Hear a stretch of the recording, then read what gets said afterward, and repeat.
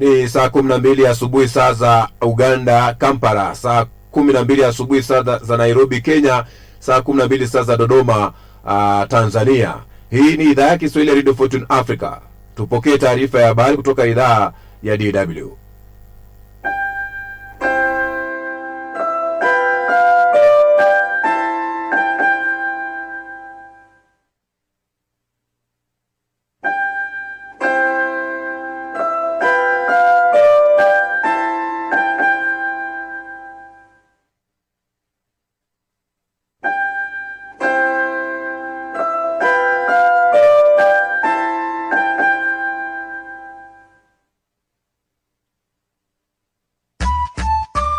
DW idhaa ya Kiswahili inawakaribisha katika matangazo ya asubuhi. Imetimia saa 12 kamili saa za Afrika Mashariki, sawa na saa 10 hapa Ulaya ya Kati. Hujambo na karibu katika matangazo ya asubuhi, na kwa niaba ya wenzangu wote watakaosikika, jina langu ni Michael Kwena. DW habari za ulimwengu. Msomaji wako ni mimi Bakari Ubena, lakini kwanza habari kwa ufupi. Iran yatupilia mbali mpango wa Marekani wa kumaliza vita vya Mashariki ya Kati. Umoja wa Mataifa waitambua biashara ya utumwa kuwa uhalifu mbaya zaidi dhidi ya ubinadamu. Na watu zaidi ya milioni 2 hawana huduma za afya huko Darfur nchini Sudan. Habari kamili. Tehran. Iran imetupilia mbali mpango wa Marekani wa kusitisha vita huko Mashariki ya Kati, huku ikiendeleza mashambulizi zaidi dhidi ya Israel na nchi za Ghuba. Tehran hata hivyo imesema inalipitia tena pendekezo hilo la Marekani, lakini waziri wa mambo ya nje wa Iran Abbas Araghchi amesema Iran haina nia ya kufanya mazungumzo na wala haijashiriki katika mazungumzo yoyote ya kukomesha vita. Kauli hiyo imetolewa baada ya ikulu ya White House kusema kuwa rais wa Marekani Donald Trump yuko tayari kuisambaratisha Iran ikiwa itakataa kufikiwa kwa makubaliano. Araghchi hata hivyo ameendelea kuwa kwa sasa Iran imejijengea hadhi ya kutoweza kushambuliwa tena, na kwamba maadui zao watahofia tena kuingia katika vita na watu wa Iran. New York. Baraza Kuu la Umoja wa Mataifa limepitisha azimio linalotambua kuwa biashara ya utumwa dhidi ya Waafrika kuwa ni uhalifu mbaya zaidi dhidi ya ubinadamu, na kuzitaka nchi zilizohusika kulipa fidia kama hatua thabiti ya kurekebisha makosa ya kihistoria. Azimio hilo lililopendekezwa na Ghana lilitaka biashara haramu ya utumwa wa kuvuka bahari ya Atlantic kutambuliwa kama uhalifu mbaya zaidi katika historia ya binadamu, licha ya upinzani mkali kutoka Ulaya na Marekani. Baraza hilo lenye wanachama 193 lilipitisha azimio hilo kwa kura 123 za ndio, kura 3 za kupinga ambazo ni za Argentina, Israel na Marekani, huku nchi 52 zikijizuia. Uingereza na nchi wanachama wa Umoja wa Ulaya walikuwa miongoni mwa wale waliojizuia.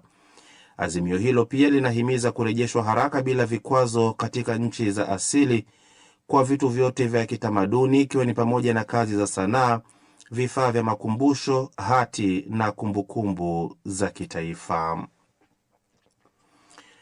Khartoum.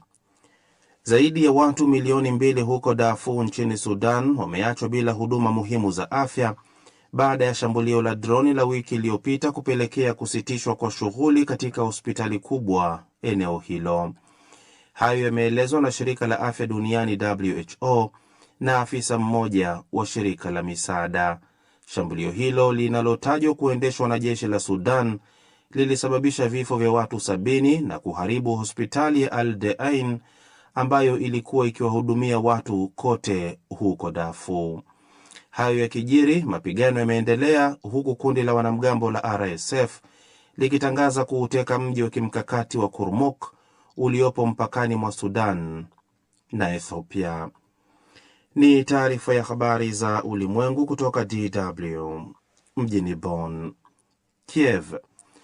Rais wa Ukraine Volodymyr Zelensky amekosoa msimamo wa Marekani na kusema kuwa Washington iko tayari kuipatia Ukraine hakikisho la usalama kwa sharti kwamba Kiev itakabidhi eneo lote la Donbas kwa Urusi. Zelensky ameitoa kauli hiyo alipokuwa akizungumzia kuhusu makubaliano ya amani wakati wa mahojiano na shirika la habari la Reuters, na kuongeza kuwa wakati Marekani ikijikita zaidi katika mgogoro wake na Iran, Rais Donald Trump amekuwa akishinikiza Ukraine kufikia makubaliano ya amani. Rais huyo wa Ukraine amesema kuwa hakikisho thabiti za usalama kutoka kwa washirika wa kimataifa zinahitajika ili kuzuia uwezekano wowote wa Urusi kuishambulia tena Ukraine baada ya kufikiwa kwa makubaliano ya amani. Bamako. Mataifa ya Afrika Magharibi yamemteua mpatanishi atakayekuwa na jukumu la kuanzisha upya mazungumzo na nchi tatu za Mali, Niger na Burkina Faso zinazoongozwa kijeshi na ambazo zilijiondoa katika jumuiya ya ECOWAS mwaka jana. Lansana Kuyate, waziri mkuu wa zamani wa Guinea na aliyekuwa katibu mtendaji wa ECOWAS, ndiye ameteuliwa kuwa mpatanishi mkuu kati ya ECOWAS na muungano wa nchi za Sahel. Mali, Niger na Burkina Faso ambazo zimekuwa zikikabiliwa na uasi wa makundi ya itikadi kali zimeimarisha mahusiano yao na Urusi, huku zikipinga ubeberu na kuukosoa vikali uamuzi wa nchi za Afrika kuendelea na ukaribu na mkoloni wao wa zamani ambaye ni Ufaransa. Na huo ndio mwisho wa taarifa hii ya habari za ulimwengu kutoka idhaa ya Kiswahili ya DW mjini Bonn.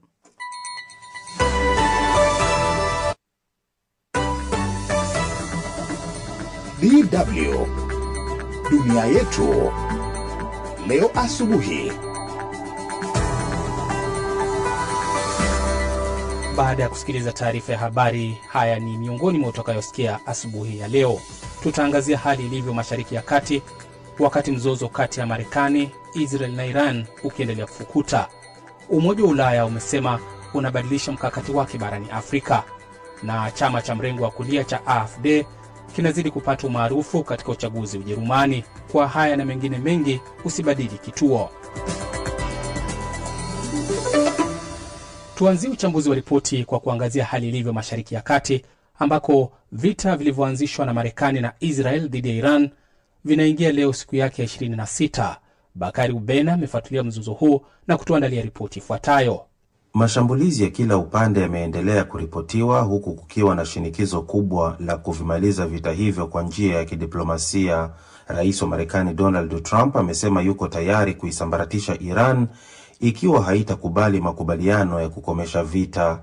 Hayo yameelezwa Jumatano usiku na msemaji wa ikulu ya White House Caroline Leavitt alipokuwa akizungumza na waandishi wa habari, na kusema kuwa viongozi waliosalia wa utawala wa Iran wana fursa nyingine ya kushirikiana na Rais Donald Trump kuachana kabisa na mipango yao ya nyuklia na kuacha kuitishia Marekani na washirika wake. Leavitt ameendelea kuwa rais wa Marekani Donald Trump anatoa kipaumbele kwa amani na hakuna haja ya kuwa na vifo na uharibifu zaidi, huku akiionya Iran. But if Iran fails to accept the reality of the current moment, lakini ikiwa Iran itashindwa kukubali ukweli wa wakati huu, ikiwa haitaki kuelewa kwamba imeshindwa kijeshi na itaendelea kuwa hivyo, Rais Trump atahakikisha inashambuliwa vikali zaidi kuliko ilivyowahi kushuhudiwa awali. Kauli ya Rais Trump si maneno matupu, na Iran haipaswi kukosea tena kama walivyofanya na kuwagharimu kuwapoteza viongozi wao wakuu, jeshi lao la anga na wanamaji, pamoja na mfumo wao wa ulinzi wa anga. Vurugu zozote za baadaye zitashuhudiwa kwa kuwa Iran imekataa kukubali kuwa wameshindwa na hawataki kufikia makubaliano. Tehran haikuchelewa kujibu na ikasalia na msimamo wake kuwa haina nia ya kujadiliana, licha ya baadhi ya maafisa wa Iran kutaja kuwa nchi hiyo ilipokea pendekezo la Marekani la kuvimaliza vita vya Mashariki ya Kati. Waziri wa mambo ya nje wa Iran Abbas Araghchi amesema Tehran haina nia hiyo. Kwa sasa sera yetu ni mwendelezo wa upinzani na kuilinda nchi yetu. Kwa sasa hatuna nia ya kujadiliana, hakuna mazungumzo yaliyofanyika, na naamini msimamo wetu una kanuni kamili. Niseme tu kuwa jumbe zilizowasilishwa kupitia nchi rafiki au watu fulani haziwezi kutajwa kuwa ni majadiliano wala mazungumzo. Kauli hii ya Araghchi imeondoa matumaini ya kupatikana kwa suluhisho, huku vurugu zikiendelea bila kuonyesha dalili zozote za kupungua baada ya karibu mwezi mzima wa vita. Aidha, Araghchi amesifu ushupavu wa jeshi la Iran na kusema kuwa kwa sasa nchi hiyo imejijengea hadhi ambayo itakuwa vigumu kushambuliwa tena. Ninaamini kwamba hakikisho la dhati tulilojijengea sasa ni kudhihirisha nguvu zetu katika eneo hili, na sidhani kama kuna mtu yoyote atakayethubutu tena kuingia katika migogoro na vita na watu wa Iran. Yote haya kwa maoni yangu yameuonyesha ulimwengu wote, eneo lote, kwa Marekani na Wamarekani haiba yetu ya kutoshindwa, ustahimilivu na utulivu wa Jamhuri ya Kiislamu. Hayo yakiarifiwa, kiongozi wa Hizbullah Naim Qasim amesema kufanya mazungumzo na Israel wakati mashambulizi yakiendelea itakuwa sawa na Lebanon kukubali kusalimu amri. Kauli hiyo imetolewa wakati waziri mkuu wa Israel Benjamin Netanyahu akisema vikosi vyake vimetanua eneo la ulinzi na usalama ndani ya Lebanon na kwamba vikosi vyake vya ardhini vinajaribu kusonga mbele. Katibu mkuu wa Umoja wa Mataifa Antonio Guterres ametahadharisha kuwa Lebanon haipaswi kugeuzwa kama Gaza. Katika hatua nyingine, Kuwait kupitia wizara yake ya mambo ya ndani imesema imewakamata watu 6 wenye mafungamano na kundi la Hizbullah ambao walikuwa wakipanga vitendo vya uhalifu na mauaji ya viongozi wa mataifa ya Ghuba. Shukran sana Bakari kwa ripoti hiyo. Tukisalia kwenye mzozo huo wa Mashariki ya Kati, vita vilivyoanzishwa na Marekani na Israel dhidi ya Iran vinaingia wiki yake ya 4, huku kukiwa na mjadala mkubwa kuhusu uwezo wa makombora na droni za Iran. Licha Marekani na Israel kutangaza kwamba uwezo wa kijeshi wa Iran umesambaratishwa, mashambulizi ya Iran bado yanaendelea ndani ya Israel na katika eneo la Ghuba. Daniel Gakuba na ripoti kamili. Mnamo Machi 14, ikulu ya Marekani, White House, ilidai kuwa uwezo wa makombora ya ballistic ya Iran ulikuwa umeharibiwa kwa kiasi kikubwa, lakini Iran imeendelea kurusha makombora hata baada ya kauli hiyo. Kwa mujibu wa Burcu Ochelik, mchambuzi wa usalama wa Mashariki ya Kati kutoka taasisi ya Rusi, uwezo wa Iran umedorora lakini haujaisha kabisa. Hakuna takwimu kamili kuhusu idadi ya makombora ya Iran yaliyosalia. Jeshi la Israel lilidai Iran ilikuwa na takribani makombora 2500 kabla ya vita, wakati wataalamu wengine wanakadiria hadi 6000. Iran ilijulikana kuwa na hazina kubwa zaidi ya makombora katika Mashariki ya Kati, ikiwa na mifumo kama Sejir, Gadr, Koram Shahar, Shabaha 3 na Emad. Kwa mujibu wa ripoti ya kijasusi kutoka Marekani, Iran ilikuwa na mifumo ya makombora yanayoweza kufika umbali wa kati ya kilomita 1300 hadi 2000 na hata zaidi ya 3500. Hata kama mashambulizi ya Marekani na Israeli kwenye viwanda vya kutengeneza makombora na maghala ya silaha ya Iran yamepunguza uzalishaji wa nchi hiyo, bado haijabainika ni kwa kiwango kipi. Kwa upande wa droni, Iran ilikadiriwa kuwa na karibu droni 80,000 za Shahid kabla ya vita kuzuka. Droni hizo zimekuwa nguzo muhimu za kimkakati kwa Iran kwa sababu ni za bei nafuu na ni rahisi kuzizalisha na ni vigumu kuzizuia. Mara nyingi gharama ya kuangusha droni moja ni kubwa kuliko droni yenyewe, jambo linaloipa Iran faida ya gharama kwenye uwanja wa vita. Kwa mujibu wa mtaalamu wa usalama na mhadhiri katika chuo kikuu cha Portsmouth nchini Uingereza, Matthew Powell, Irani ina uwezo wa kutengeneza hadi droni 10,000 za Shahidi kila mwezi, ingawa kasi hiyo huenda imeshuka kutokana na mashambulizi ya kijeshi kutoka Marekani na Israel. Makombora kwa upande mwingine ni ya gharama kubwa na changamoto zaidi kutengeneza. Maafisa wa Iran wanasisitiza kuwa uzalishaji wa makombora unaendelea licha ya vita, ingawa madai hayo hayawezi kuthibitishwa nje ya Tehran. Kauli hiyo ilirejelewa hivi karibuni na msemaji wa kikosi cha kulinda mapinduzi IRGC, Ali Mohamed Naini, ambaye baadaye iliripotiwa kuwa aliuawa katika mashambulizi yanayoendelea nchini humo. Mbali ya kuyazuia mashambulizi ya sasa, malengo ya Marekani na Israel ni pamoja na kudhoofisha uwezo wa Iran wa kujijenga upya baada ya vita. Hata hivyo, ukosefu wa uwazi wa Iran, miundombinu yake ya chini ya ardhi na uwezo wake wa kutengeneza droni kwa wingi unaiacha dunia ikiwa na taswira isiyo kamili kuhusu uwezo wake halisi wa kijeshi uliosalia.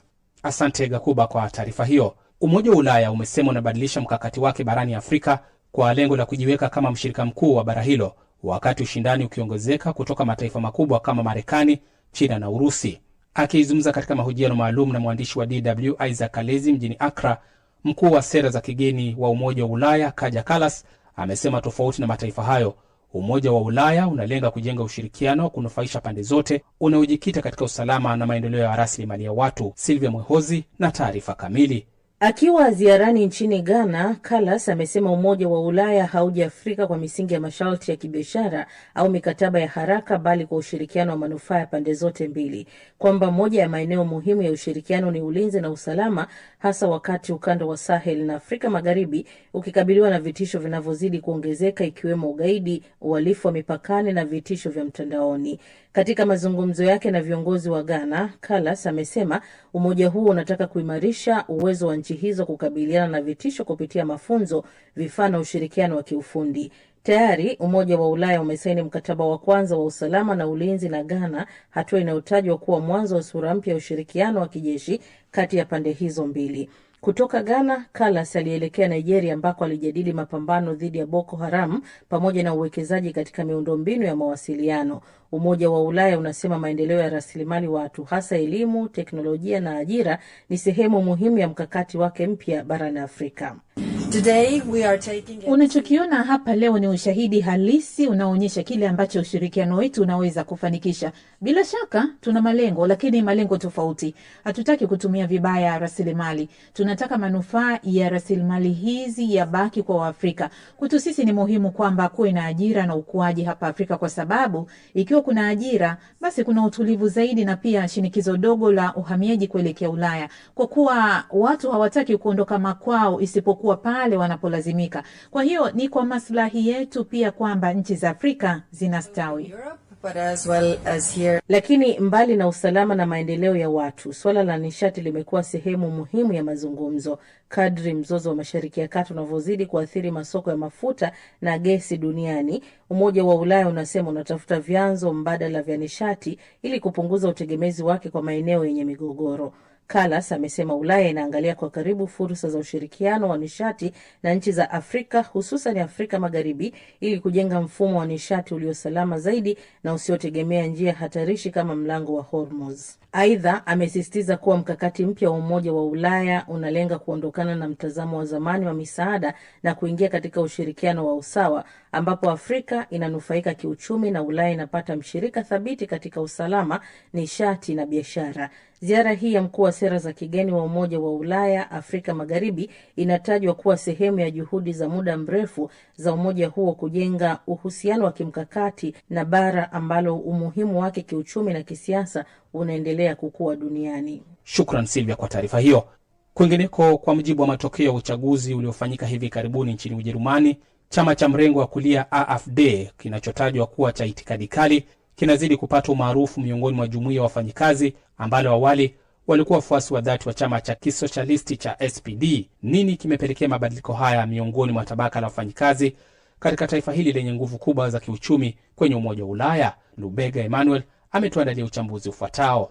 Matokeo ya uchaguzi katika jimbo la Rhineland-Palatinate uliofanyika mwishoni mwa wiki yanaonyesha kuwa 39% ya wafanyakazi na watu wenye kipato cha chini walipigia kura chama cha AfD, licha ya mamlaka za Ujerumani kuendeleza propaganda kuwa kinafuata itikadi kali za mrengo wa kulia ambazo zinajenga chuki dhidi ya wageni, hasa wasiotokea barani Ulaya. Kwa kupata 19.5% ya kura, AfD ilionekana kuzidisha ufuasi wake zaidi ya mara mbili inapolinganishwa na miaka 5 iliyopita. Mwenendo huu wa chama hicho kuzidi kuwa maarufu kote Ujerumani nje ya ngome zake za mashariki unazidi kuvipa joto vyama vikuu vya CDU, CSU na SPD. Itakumbukwa kuwa eneo la mashariki la Ujerumani lilizingatia zaidi siasa za kikomunisti. Katika kipindi hiki ambapo mkwamo wa kiuchumi unaiumbisha Ujerumani huku maelfu ya wafanyakazi wakipoteza ajira zao viwandani, wachambuzi wa kisiasa wanaelezea kuwa mafanikio ya AfD yamejikita katika hofu ya watu kupoteza ajira na pia mafao ya kijamii. Frank Breitschneider, mtafiti wa mawasiliano katika chuo kikuu cha Hohenheim, ameliambia shirika la utangazaji la umma SWR kwamba AfD inaunga mkono wafanyakazi na pia kuonyesha kutambua kero zao. Mizozo mbalimbali ambayo imetokana na vita vinavyoendelea duniani, mabadiliko ya tabia nchi na pia akili mnemba ni changamoto ambazo zinapima uwezo wa jamii zinazozingatia demokrasia, sio tu Ujerumani lakini kote duniani. Kundi lolote ambalo linaonyesha nia ya kuleta matumaini mapya linapokelewa na wafanyakazi. Licha ya kuwa chama cha SPD kuwa miongoni mwa vyama vikongwe zaidi vya wafanyakazi, ufuasi wake umezidi kudidimia kila zoezi la uchaguzi linapofanyika. Kura ya maoni kubainisha kama SPD kingali kinapigania maslahi ya wafanyakazi imeonyesha kuwa 71% ya walioitikia wamesema hapana. Sasa yamkini FD inafanya jitihada kuziba pengo hili. Kulingana na Brett Schneider, FD kinanadi wazo kwamba maafisa wa vyama vingine hawajui hali halisi ya dunia hivi sasa na ndiyo tatizo la wao kushindwa kushughulikia shida za wafanyakazi. Mtazamo huo unaakisi maoni ya wapiga kura, licha ya kuwa wafanyakazi hawatambui mchango wa wazi wa AfD katika masuala ya sera za kiuchumi, haki za kijamii na kubuniwa kwa fursa za ajira. Swala nyeti kwao ni kwa sababu AfD inapinga vikali sera za uhamiaji wa watu kutoka nchi zingine kuja Ujerumani. Kuna dhana kwamba wahamiaji ni tishio kubwa dhidi ya udumishaji wa hali ya maisha ya Wajerumani. Lakini kwa mtazamo wa wachumi wengine, wahamiaji watakuwa muhimu katika kukuza uchumi wa Ujerumani na kwa hiyo kuhakikisha ufanisi wa nchi. Katika matokeo yake ya tathmini ya mwaka 2025, taasisi ya utafiti wa uchumi ya Ujerumani DIW ilibainisha kuwa kuongezeka kwa wahamiaji kuna tija kubwa kwa nchi hiyo. Bahari kote duniani zimevunja rekodi za kuwa na joto kwa miaka 9 mfululizo, huku barafu za milimani zikizidi kuyeyuka na hali mbaya ya hewa ikiendelea kuwaua maelfu ya watu. Wanasayansi wanasema njia pekee ya kuepuka hali mbaya zaidi ni kuachana haraka na mafuta ya kisukuku. Angela Mdungu na taarifa zaidi. Kila mtu aliye hai leo amekulia katika dunia inayozidi kukabiliwa na hali mbaya ya hewa. Mwaka uliopita, mafuriko makubwa yalishuhudiwa Texas nchini Marekani, barafu nchini Iceland iliyeyuka kwa kasi ya kuvunja rekodi, na kimbunga kiliipiga Jamaika kwa nguvu ambazo hazijawahi kushuhudiwa, huku kiwango cha joto duniani kikivunja rekodi. Ripoti iliyochapishwa na shirika la hali ya hewa duniani WMO inathibitisha kuwa hali ya hewa ya dunia imepoteza uwiano kuliko wakati mwingine wowote katika historia, na kwamba athari zake zitaendelea kwa karne na huenda hata kwa milenia. Mambo muhimu ya kuzingatia katika ripoti hiyo ya kila mwaka ya WMO ni kwamba kuanzia mwaka 2015 hadi 2025 ilikuwa ni muongo wenye joto kali zaidi. Pili, bahari zimefikia viwango vya juu vya joto ambavyo havijawahi kutokea kwa mwaka wa 9 mfululizo. Tatu, barafu za milimani na barafu za baharini zinaendelea kuyeyuka. Hali mbaya ya hewa inashuhudiwa, hatari zinazoathiri afya kwa mfululizo na gharama zinazoongezeka kwa binadamu. Upungufu wa uwiano wa nishati ya dunia umefikia kiwango cha juu zaidi kuwahi kurekodiwa, ikimaanisha kuwa nishati zaidi ya jua inaingia kwenye mfumo wa sayari kuliko inavyotoka. Chini ya mkataba wa Paris wa mwaka 2015, nchi zilijadili na kukubaliana kudhibiti ongezeko la joto hadi nyuzi joto 2 na ikiwezekana nyuzi joto 1.5 ili kuepuka athari mbaya zaidi za ongezeko la joto duniani. Chanzo kikuu cha kupanda kwa joto ni kuongezeka kwa viwango vya gesi chafu angani kunakosababishwa zaidi na uchomaji wa mafuta kama vile mafuta ya petroli, makaa ya mawe na gesi. Ripoti hiyo ilisisitiza athari zinazoongezeka za mabadiliko ya tabia nchi kwa afya, ikiwemo ugonjwa wa denge ambao sasa ndio ugonjwa unaoenea kwa kasi zaidi duniani unaosababishwa na mbu. Wakati huo huo, wafanyakazi bilioni 1.2, zaidi ya theluthi moja ya wafanyakazi wote duniani wanakabiliwa na joto kali kila mwaka. Mabadiliko ya tabia nchi pia yanachochea njaa, uhaba wa maji na kuongeza ushindani juu ya rasilimali zinazopungua. Katika kipindi cha mwongo mmoja uliopita, majanga yanayohusiana na hali ya hewa yamewalazimu watu milioni 250 kuyahama makazi yao. Umoja wa Mataifa umeonyesha uhusiano moja kwa moja kati ya mgogoro wa tabia nchi na hali ya kutokuwa na utulivu duniani. Wakati huo huo, vita na majeshi yenyewe yanachangia kwa kiwango kikubwa uzalishaji wa hewa ukaa inayochochea ongezeko la joto ulimwenguni. Katibu Mkuu wa Umoja wa Mataifa Antonio Guterres alisema kuwa utegemezi wa kutumia mafuta ya kisukuku unadhoofisha hali ya hewa na usalama wa dunia, akiongeza kuwa ni lazima nchi zichukue hatua za haraka kupunguza kaboni ili kuzuia ongezeko zaidi la joto na kuharakisha mabadiliko kuelekea nishati mbadala.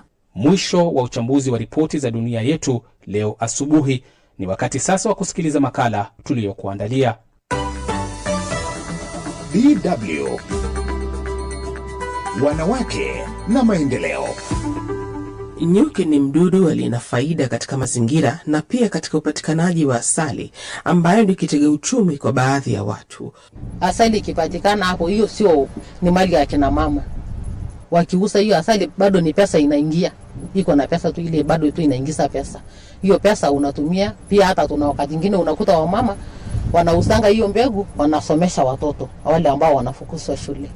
Kwa jamii za wafugaji na wale wanaoishi kwenye maeneo yanayoshuhudia mvua chache, ufugaji wa nyuki ni shughuli muhimu inayolinda mazingira na pia kuwapa kipato, hasa wakati wa kiangazi. Wakati wamekuja kutengeneza ardhi, wakati nimeona nyuki imekuja mingi sana. Kama mvua inanyesha sasa, nyuki inakuja. So naenda kununua misinga. Naenda kununua misinga na weka miti. Tunatoa asali.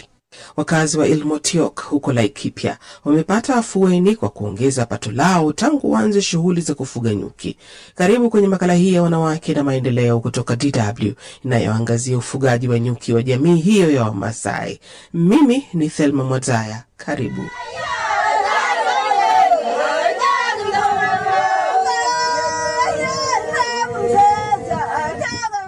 Wanawake wa Kimaasai wamekuwa mstari wa mbele katika harakati za kulinda jamii. Ufugaji wa nyuki ni kitega uchumi kipya kwa wanawake wa Kimaasai. Biashara ya asali imewabadilishia maisha wakazi hao wa Laikipia. Angeline Meisa ni katibu wa kikundi cha kina mama wanaohudumu kwenye hifadhi za wanyamapori za kaunti za Laikipia na Isiolo ambako wanafuga nyuki. Safari hiyo inaanza na kupanda nyasi ili kuwavutia nyuki, kama anavyosimulia Angeline Meisa. Ukipanda nyasi, hiyo ardhi inakuwa na harufu nzuri sana ambayo haiko na ile joto mbaya ambayo sasa hata nyuki haiwezi kaa. Kasema sasa ikiwa na hii mbegu, hata nyuki inaweza kaa hapa kwa sababu ni mali inatulia na pia iko na hizo matawi yenyewe zinaweza mea, ama iko na miti mzuri, ama iko na hiyo nyasi. Sasa ukiweka misinga, nyuki inaweza kuwa inatulia hapo kwa sababu ni area ambayo sasa iko na hewa mzuri. Ufugaji wa nyuki umeleta tija kwa Wamasai huko Laikipia, kwani mbali ya kuongeza pato lao, wanawake sasa wameweza kupata sauti katika jamii, kwani wanajipatia hela na kuchangia katika gharama za mahitaji ya familia. Elizabeth Kuraru ni mratibu katika kikundi cha wanawake wanaohusika na juhudi za kuhifadhi maeneo ya mbuga huko Laikipia, na anaamini huo ni mwanzo tu. Venye tumepata ujuzi kama wamama wa huku, tunashukuru sana Wisa Academy venye walitupeleka Voi, tukaenda tukaona umuhimu wa kufanya hiyo bee fencing, kutumia misinga moja. Imesaidia, si kama kitambo ndofu ilikuwa inawaribia hata mimea yao. Imesaidia kama hifadhi ya shamba, hifadhi pia kwa mifugo yao imereduce, waikanyangi. Wameona faida, saizi wanapata asali, wanauza, wanapata pesa, na pia wanyama pia wamefurahia kwa sababu nyuki ni mnyama pia, na saa hii kuna mahali ambaye anaweza kula na kushiba since hiyo bee fencing yekwe ndofu haribu. Mradi huo umekuwa muhimu kwa wakazi wa Naibunga, kaunti ya Laikipia, na hata kuwashirikisha wanaume ambao pia wananufaika na biashara hii ya asali. Paul Kishine ni mfugaji wa nyuki kutokea Laikipia na anausifia mradi huo. So mimi niko na misinga sasa zaidi ya 50 kwa mto kwa hii Malaga. Data hapa ndio ile inaonekana. Lakini naona saa hii iko sawa. Nyuki yangu saa hii kwa misinga mingi sana. Nimeuza. Nauza kama mingi sana hata saa hii. Saa hii baada ya wiki moja natoa asali. Pesa kama 1,100. Kama saa hii kutoka kesho naendelea kutoa asali. So mimi nafurahi kwa hiyo mradi. Shirika la utafiti la Wisa Academy kwa ushirikiano na wadau wamekuwa mstari wa mbele kuhakikisha wanafadhili harakati hizo za kuwanyanyua wanawake wa Kimaasai katika kaunti ya Laikipia.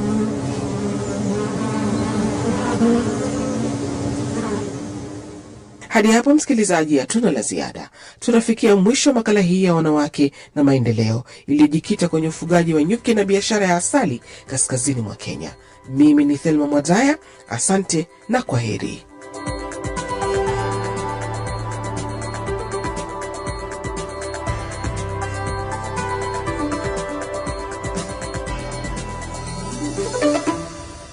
Na hadi hapo ndipo tunakamilisha matangazo yetu asubuhi ya leo. Shukran sana msikilizaji kwa kujiunga nasi. Kwa niaba ya wote waliofanikisha matangazo haya, Jina langu ni Michael Kwena. Mchana mwema. Mlikuwa mkisikiliza matangazo ya asubuhi ya DW idhaa ya Kiswahili ambayo huanza saa 12 na kumalizika saa 12 na dakika 30 asubuhi. Tulikuwa hewani kupitia satellite Badri 8, Eutelsat 8WB, Hotbird 13G na SES 5. Hadi tutakapokutana tena hewani kwa matangazo mengine ya Kiswahili, tunakuwageni kwa herini.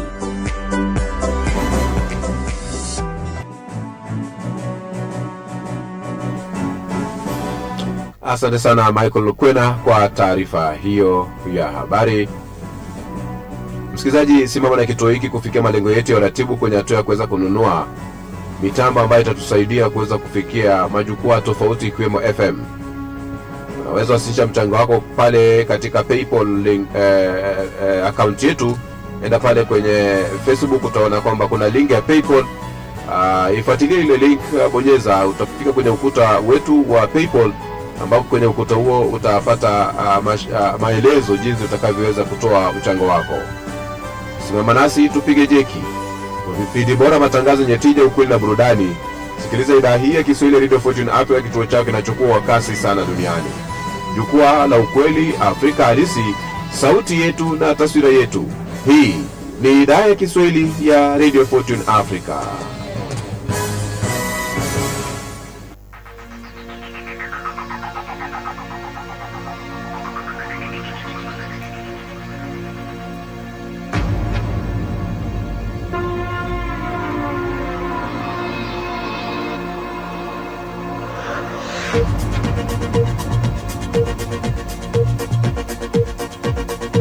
Moja kwa moja tupokee kiziba mkonga cha sasa.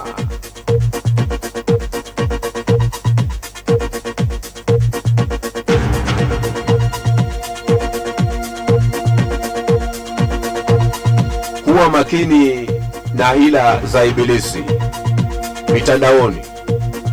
Kuwa na hila za ibilisi mitandaoni. Na nasema tena, kuwa makini na hila za ibilisi mitandaoni. Kuna wanadada wameshindwa ndoa, wanajitahidi kuonyesha dunia kwamba usingo ni bora kuliko ndoa. Wengi wanajiita president of single mothers. Kuwa makini na hila za ibilisi mitandaoni. Kuna wadada wameshindwa ndoa, wanajitahidi kuonyesha dunia kwamba usingo ni bora kuliko ndoa. Eti ndoa ni kujitesa. Ukweli ni kwamba wengi wana majuto moyoni, ingawa wamefanikiwa kudanganya wengi. Ukiwachunguza, wana majuto mengi moyoni mwao, ingawa wamefanikiwa kudanganya wengi.